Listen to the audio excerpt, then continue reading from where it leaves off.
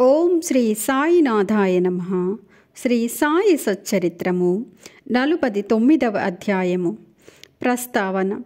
వేదములు, పురాణములు బ్రహ్మమును లేదా సద్గురువును సరిగా పొగడలేవు. అట్లయినప్పుడు మా వంటి మూర్ఖులు సద్గురువగు సాయిబాబాను ఎట్లు వర్ణించగలరు?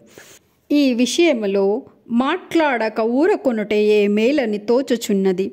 మౌనవ్రతమును పూనుటయే సద్గురుని స్తుతించునకు తగిన మార్గమని తోచును.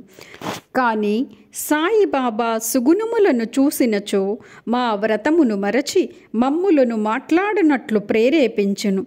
మన స్నేహితులు కానీ బంధువులు కానీ మనతో లేకున్నచో మంచి పిండి వంటలు కూడా రుచింపవు. కానీ వారు మనతోనున్నచో ఆ పిండి వంటలు మరింత రుచికరములగును. సాయి లీలామృతము కూడా అట్టిదే. దీనిని మనము ఒంటరిగా తినలేము. స్నేహితులు బంధువులు కలిసినచో చాలా బాగుగా ఉండును. ఈ కథలను సాయిబాబా ప్రేరేపించి వారు ఇష్టానుసారము మాతో వ్రాయించదురు. వారికి సర్వస్య శరణాగతి యొనర్చి వారి అందే ధ్యానము నిలుపుట మా కర్తవ్యము. తీర్థయాత్ర, వ్రతము, త్యాగము, దానముల కంటే తపస్సు చేయుట గొప్ప. హరిని పూజించుట తపస్సు కంటే మేలు. సద్గురుని ధ్యానించుట అన్నింటికంటే మేలైనది. కాబట్టి మనము సాయి నామమును నోటితో పలుకుచు వారి పలుకులను మననము చేయుటూ వారి ఆకారమును మనస్సున భావించుకొనుచు వారిపై హృదయపూర్వకమగు ప్రేమతో వారి కొరకే సమస్త కార్యములను చేయుచుండవలెను. సంసార బంధము నుండి తప్పించుకొనుటకు దీనికి మించిన సాధనము లేదు. పైన వివరింపబడిన ప్రకారము మన కర్తవ్యమును మననము చేయగలిగినచో సాయి తప్పనిసరిగా మనకు సహాయము చేయును, తుదకు మోక్షమునిచ్చును. ఇక ఈ అధ్యాయములోని కథల వైపు మరలెదము. హరికానోబా అను గొప్ప పెద్ద మనుష్యుడొకడు తన స్నేహితుల వల్ల బంధువుల వల్ల బాబా లీలలు అనేకములు వినెను. కానీ నమ్మలేదు. కారణమేమన అతనిది సంశయ స్వభావము. బాబాను స్వయముగా పరీక్షించవలెనని అతని కోరిక. కొంతమంది బొంబాయి స్నేహితులతో అతడు షిరిడీకి వచ్చెను. అతని తలపై జలతారు పాగాయుండెను. అతని పాదములకు కొత్త చెప్పులుండెను. కొంత దూరం నుండి బాబాను చూసి బాబా వద్దకు పోయి సాష్టాంగ నమస్కారము చేయవలెననుకొను. కొత్త చెప్పులు ఎచట ఉంచవలనో అతనికి తెలియలేదు. చెప్పులు మసీదు ముందొక మూలను పెట్టి బాబా దర్శనమునకు పోయెను. బాబాకు భక్తిపూర్వకమైన నమస్కారము చేసి ఊదీని ప్రసాదమును బాబా చేతి నుండి అందుకొని తిరిగి వచ్చెను. మూలకపోయి చూసుసరికి చెప్పులు కనిపించలేదు. చెప్పుల కొరకు వెదకెను. కానీ నిష్ప్రయోజనమయ్యెను. చాలా చికాకు పడుచు బసకు వచ్చెను. అతడు స్నానము చేసి పూజ చేసి నైవేద్యము పెట్టి భోజనమునకు కూర్చుండెను. కానీ తన చెప్పులు గూర్చి చింతించుచుండెను. భోజనానంతరము చేతులు కడుగుకొనుటకు బయటకు వచ్చెను. ఒక మరాఠీ కుర్రవాడు తన వైపు వచ్చుట చూసెను. ఆ కుర్రవాని చేతిలో ఒక కర్ర ఉండెను. దాని చివర కొత్త చెప్పులు జత వ్రేలాడుచుండెను. చేతులు కడుగుకొనుటకు బయటకు వచ్చిన వారితో అతడు బాబా తనను పంపెననియు వీధిలో హరికా బేటా జటీకా ఫేటా అని అరవమనిను చెప్పెను.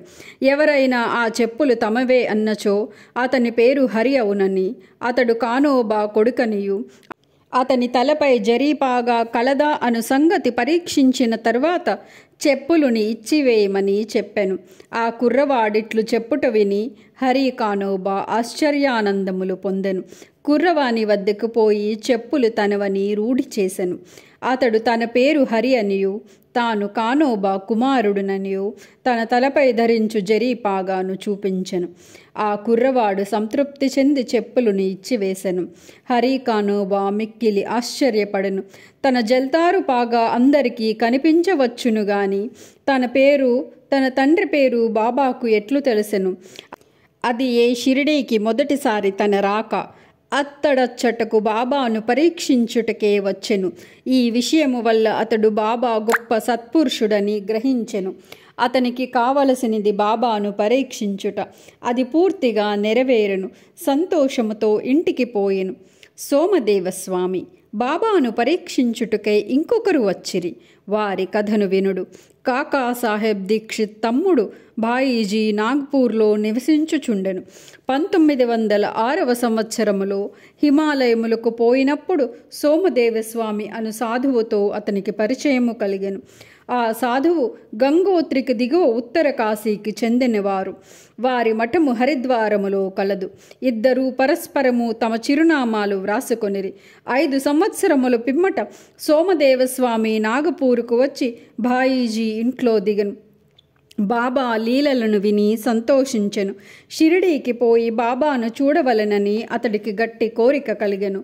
భాయీజీ వద్ద నుంచి పరిచయపుట ఉత్తరమును తీసుకొని షిరిడీకి పోయెను. మన్మాడు కోపరగాం దాటిన పిమ్మట టాంగా చేసుకొని షిరిడీకి పోవుచుండెను. షిరిడీ సమీపమునకు రాగా మసీదుపై 2 పెద్ద జెండాలు కనిపించెను. సాధారణముగా యోగులు వేర్వేరు వైఖరులతోనూ, వేర్వేరు జీవన పద్ధతులతోనూ, వేర్వేరు బాహ్యాలంకారములతోనూ ఉందురు. కానీ ఈ పై గుర్తులను బట్టియే యోగి యొక్క గొప్పదనమును కనిపెట్టలేము. సోమదేవస్వామికి ఇదంతయు వేరే పంథాగా తోచెను.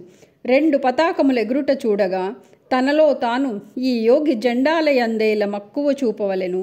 అది యోగికి తగినది కాదు.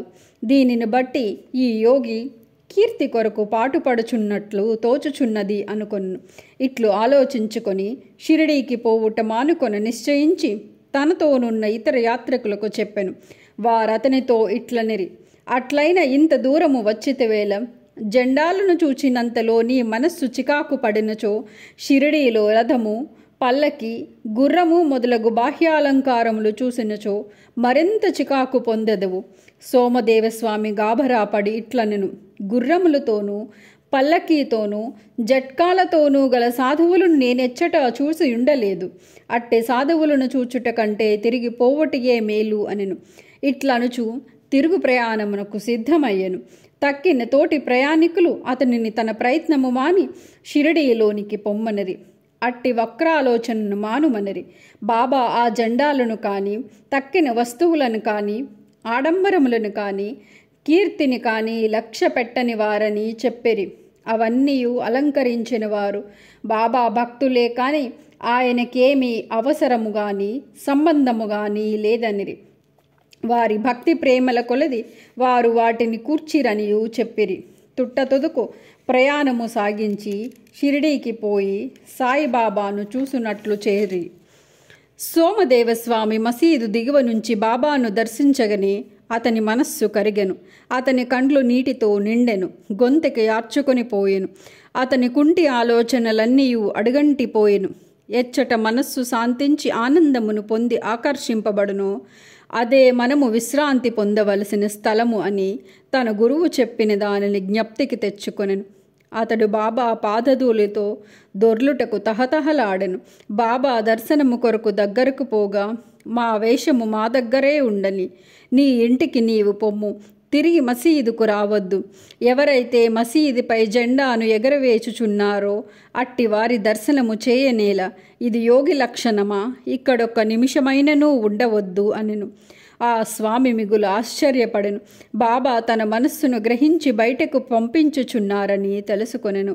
అతడు ఎంత సర్వజ్ఞుడు, తాను తెలివి తక్కువ వాడనియు బాబా మహానుభావుడనియు గ్రహించెను.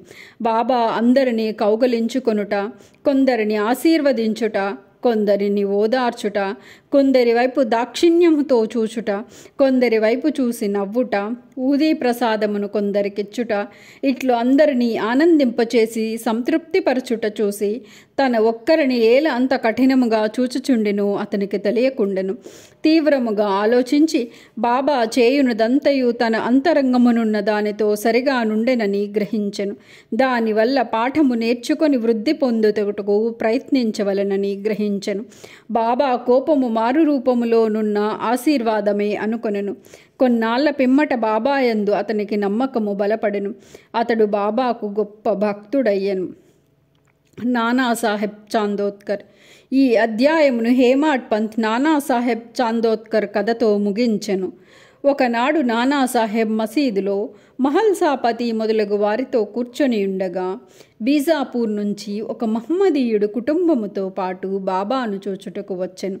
అతనితో గోషాస్త్రీలుండుట చేత నానాసాహెబ్ అచ్చట నుంచి లేవనెంచెను. కానీ బాబా అతనిని నివారించెను. స్త్రీలు వచ్చి బాబా దర్శనము చేసుకొనిరి.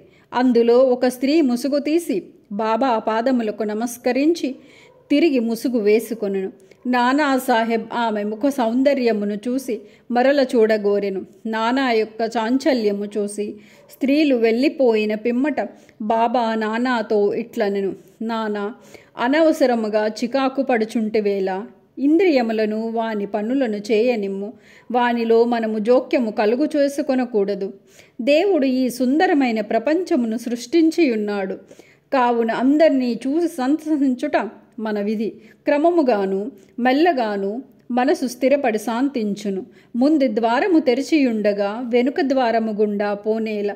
మన హృదయము స్వచ్ఛముగా నున్నంత వరకు ఏమీ దోషము లేదు. మనలో చెడ్డ ఆలోచనలు లేనప్పుడు ఇతరులకు భయపడనేల. నేత్రములు వాని పని అవి నెరవేర్చుకొనవచ్చును. నీవు సిగ్గుపడి బెదరలనేల. శ్యామ అచ్చటనే ఉండెను. కానీ బాబా చెప్పిన దానిని గ్రహించలేకపోయెను. ఇంటికి పోవు దారిలో శ్యామ ఆ విషయమై నానాను అడిగెను. ఆ చక్కని స్త్రీ వైపు చూచి తాను పొందిన ఆ చంచలత్వమును గూర్చి నానా చెప్పెను. బాబా దానిని గ్రహించి ఎట్లు సలహా ఇచ్చెనో వివరించెను. బాబా చెప్పిన దాని భావము నానా ఇట్లు చెప్పదొడంగెను. మనస్సు సహజముగా చంచలమైనది. దానిని ఉద్రేకించున్నట్లు చేయరాదు. ఇంద్రియములు చలించవచ్చును. శరీరము స్వాధీనమందుంచుకొనవలను. దాని ఓరిమిపోవినట్లు చేయరాదు. ఇంద్రియములు విషయముల వైపు పరిగెత్తును. కానీ మనము వాని వెంట పోరాదు. మనము ఆ విషయములను కోరకూడదు. క్రమముగాను నెమ్మదిగాను సాధన చేయుట వలన చంచలత్వమును జయించవచ్చును. ఇంద్రియములకు మనము లోబడకూడదు. కానీ వానిని మనము పూర్తిగా స్వాధీనమందుంచుకొనలేము. సమయానుకూలముగా వానిని అణచి సరిగా ఉంచుకొనవలెను. నేత్రములు అందమైన వానిని చూచుట కొరకే ఇవ్వబడినవి. విషయముల సౌందర్యమును నిర్భయముగా చూడవచ్చును. భయమునకు గాని లజ్జకు కానీ అవకాశము లేదు. దురాలోచనలు మనస్సు అందు ఉంచుకొనరాదు. మనస్సును ఎట్టి కోరికయు లేక భగవంతుని సుందరమైన సృష్టిని చూడుము. ఈ విధముగా ఇంద్రియములను సులభముగాను సహజముగాను స్వాధీనము చేసుకొనవచ్చును. విషయములను అనుభవించుటలో కూడా నీవు భగవంతుని జ్ఞప్తి అందించుకొనిదవు. బాహ్యేంద్రియములను మాత్రము స్వాధీనమందుంచుకొని మనస్సును విషయముల వైపు పరుగుడనిచ్చినచో, వానిపై అభిమానము ఉండనిచ్చినచో చావు పుట్టుకల చక్రము నశింపదు. ఇంద్రియ విషయములు హానికరమైనవి. వివేకము అనగా నిత్యానిత్య భేదములను గ్రహించుట. సారథిగా మన మనస్సు స్వాధీనమందుంచుకొనవలెను. ఇంద్రియములకు ఇష్టము వచ్చినట్లు సంచరింపచేయరాదు. అటువంటి సారథితో విష్ణు పదమును చేరగలము. అది ఏ మన గమ్యస్థానము. అది ఏ మన నిజమైన ఆవాసము. అచ్చట నుండి తిరిగి వచ్చుట లేదు. 49వ అధ్యాయము సంపూర్ణము. సద్గురు శ్రీ సాయినాథార్పణమస్తు. శుభం భవతు.